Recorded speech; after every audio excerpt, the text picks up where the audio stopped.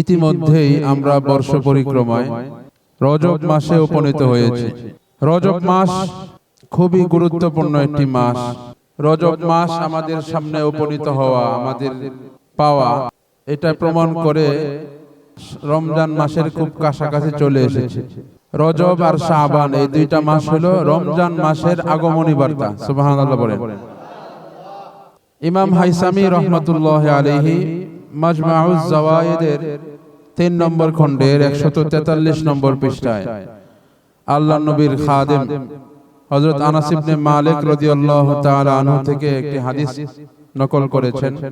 আল্লাহর নবী সাল্লাল্লাহু আলাইহি ওয়াসাল্লামের ব্যাপারে হযরত আনাস ইবনে মালিক বলেন, কানা রাসূলুল্লাহ সাল্লাল্লাহু আলাইহি ওয়াসাল্লাম ইযা দাখালা রজব ইয়াকুলু, আল্লাহর নবী সাল্লাল্লাহু আলাইহি ওয়াসাল্লাম যখন রজব মাসে উপনীত হতেন, রজব মাসটা যখন আল্লাহর নবী পাইতেন, তখন আল্লাহর নবী রজব এবং শাবান এই দুইটা মাসে একটা দোয়া খুব বেশি বেশি পড়তেন। সেটা কি?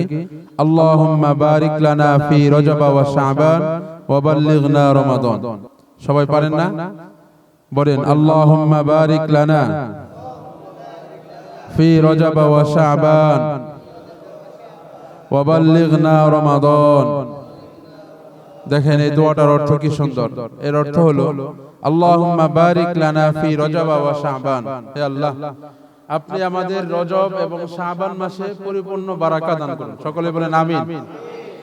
পরিপূর্ণ বরকত দান করুন এই দুইটা মাস, এবং ওয়া বাল্লিগনা রমাদান, আমাদের হায়াতটাকে রমজান পর্যন্ত স্থায়ী করে দিন। আল্লাহু আকবার। রমজান মাস পর্যন্ত হায়াত পেতে চান? কে কে আছেন? সবাই চান তো? কারণ রমজান মাস আমরা যারা প্রকৃত মুমিন যারা আছে আল্লাহর দুনিয়ায়, প্রত্যেকটা মুমিনের হৃদয়ে একটা আকাঙ্ক্ষা থাকে যে কখন রমজান মাস আসবে। রমজান মাসটা হলো ইবাদতের একটা মাস, ইবাদতের বসন্তকাল।